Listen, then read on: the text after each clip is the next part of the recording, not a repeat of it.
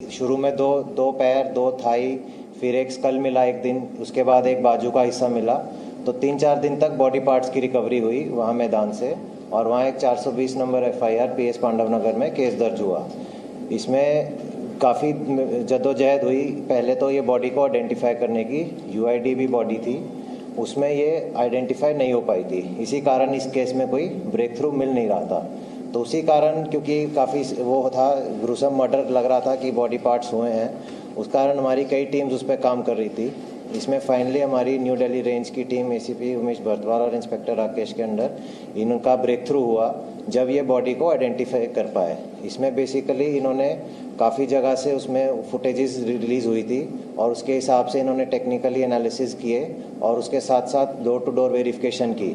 तो जब काफ़ी डोर टू डोर वेरिफिकेशन की तो एक बारी कुछ उसमें काम की बात नहीं निकल पाई, बट इन्होंने हिम्मत ना। ये बहुत ही कम निवेश पर पैकर्स एंड मूवर्स बिजनेस शुरू करके महीने का 5 लाख कमाते हैं। इनसे सीखना है तो फ्रीडम ऐप को अभी डाउनलोड कीजिए। करते हुए फिर उसको आगे बढ़ाया और फाइनली ये जीरो इन कर पाए कि जो सस्पेक्टेड डिसीज्ड आदमी है अंजन दास हो सकता है। तो वो अंजन दास का जब फिजिकली इन्होंने और चेक किया तो पता लगा कि ये वहाँ पे 5-6 दिन से मिसिंग है, 5-6 महीने से मिसिंग है, और थाने में कोई मिसिंग दर्ज भी नहीं है, जिससे और सस्पिशियस लगा कि इसके घर वालों ने मिसिंग भी नहीं दर्ज कराई है। और जो सस्पेक्ट इसके मर्डर लगे, जो लेडी पूनम थी, वो सस्पेक्ट निकली, और उसका फिर इससे रिलेशन भी था। तो उस बेस पे हमने जीरो इन किया वो लेडी पे और फिर उसका बेटा दीपक, क्योंकि फुटेज में दोनों माँ बेटा दिख रहे थे। तो उस बेस पे जब हमने इनको जाके इंटेरोगेट किया, इनको चेक किया, ट्रेस किया, तो इन्होंने कन्फेस किया कि इन्होंने क्राइम किया है, और उसी बेस पे ये मर्डर खुला है।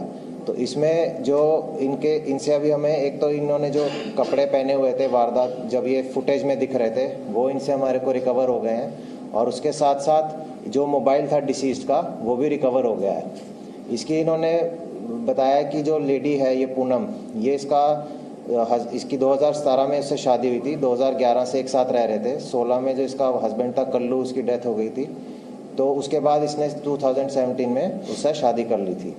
तो जो दीपक लड़का है वो कल्लू का बेटा है, और उसके साथ एक बेटी भी थी। तो दीपक की शादी हो गई थी, फिर वो अलग रहने लग गया था। ये जो आदमी था, इसकी शादी गाँव में बिहार में भी हो रखी थी, इसके 8 बच्चे थे। तो ये क्या करता था, पूनम के शुरू में जेवरात वगैरह इसने बेच के वहाँ घर में पैसे भेज दिए थे, और अभी भी कुछ कमाई के साधन ज़्यादा नहीं कर रहा था, और वो उसी पे डिपेंडेंट था। तो इनके आपस में झगड़े होते रहते थे, तो उसी बेस पे इनके झगड़े रहते थे। और फिर पूनम को ये था कि ये उसकी बहू और बेटी पे गलत नज़र भी रखता है। तो उस बेस पे इसकी और इसकी दीपक की बात हुई आपस में कि इसको मारने की बात हुई मार्च अप्रैल के आसपास। तो इन्होंने उसी हिसाब से तैयारी रखी। तो 30 मई को इसको पूनम के घर में इन्होंने इनको शराब पिलाई, उसमें नींद की दवाई डाल दी थी। थोड़ा जब वो डिजी हुआ उसके बाद उसने गला काट दिया, और बाद में बॉडी छोड़ दी पूरा दिन घर में। अगले दिन जब उसका पूरा ब्लड ड्रेन आउट हो गया, फिर उसके टुकड़े किए इन्होंने। अभी तक जो लग रहा है करीबन 10 टुकड़े किए हैं, उसके बाकी तफ्तीश के दौरान और पता लगेगा। तो फिर इन्होंने 2 दिन 31 और 1 जून के आसपास में वो सब अलग अलग जगह डिस्पोज कर दिए गए। उनमें से जैसा कि बताया कि अभी 6 तो मिल चुके हैं, बाकी 4 की अभी तलाश जारी है। जैसा डीसीपी 30 मई, जैसा डीसीपी अमित ने बताया कि बहुत मशक्क़त हुई है इस केस में, बहुत मेहनत हुई है, और जो बहुत सारी टीमें इसमें पहले लगी हुई थी उनको कोई सुराग नहीं मिल पाया था।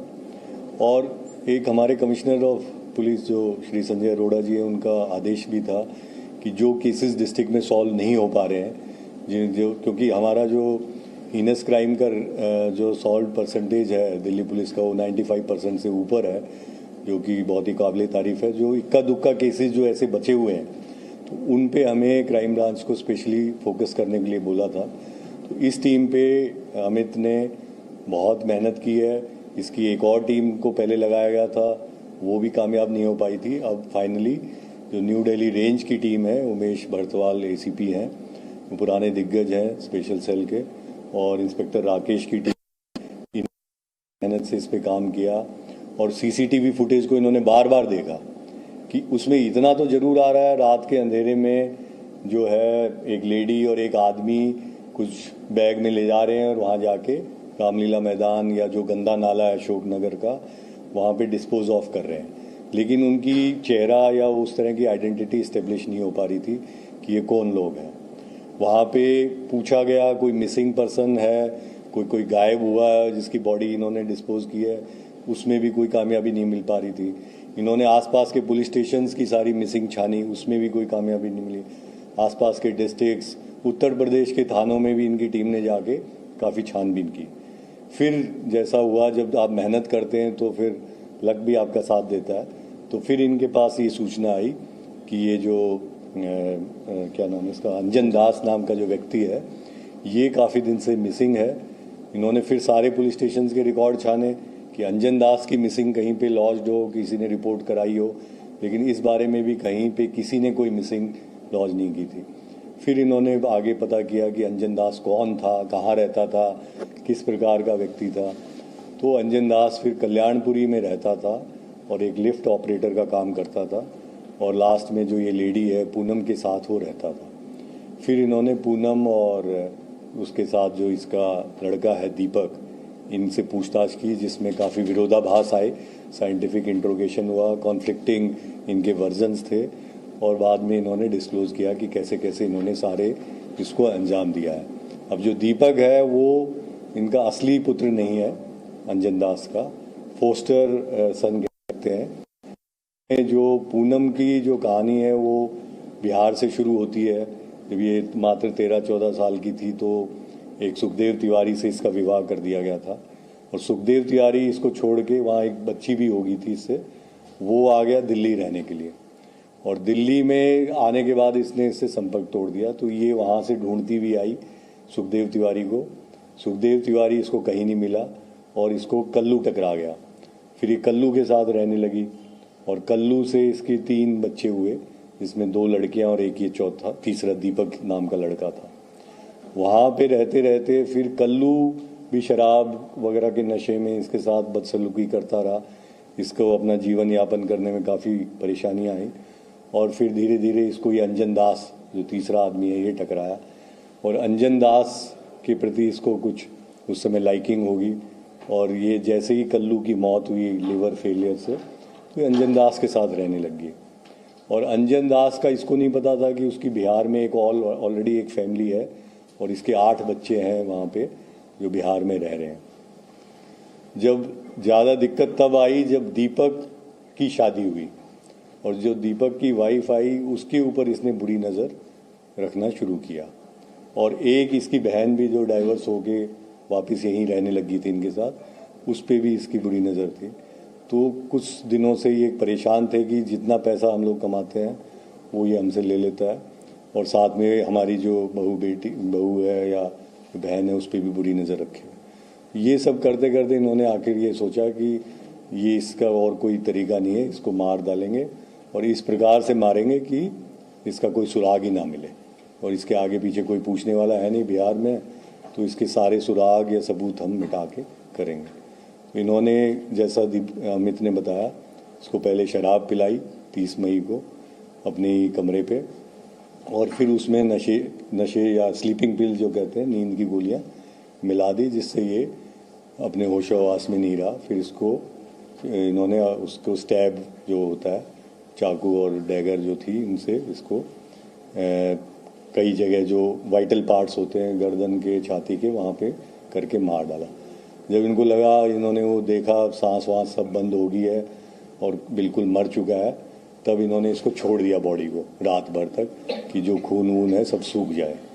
इस तरह से बॉडी को इन्होंने जब तक वो पूरी तरह सूख नहीं गया, फिर उसकी खून वगैरह की सफाई की, और उसके बाद इसकी बॉडी के टुकड़े टुकड़े करके और पॉलीथीन्स में रखते गए, और फिर उसको बारी बारी से जाके कभी जैसे थाई जो जांग का टुकड़ा ले गए, कभी घुटने के नीचे का टुकड़ा ले गए। वो जहाँ पे इनको लगता था कि कोई आता जाता नहीं है, रामलीला मैदान के पीछे एक न्यू अशोक नगर का गंदा नाला है, वहाँ पे जाके उसको डिस्पोज करते रहे।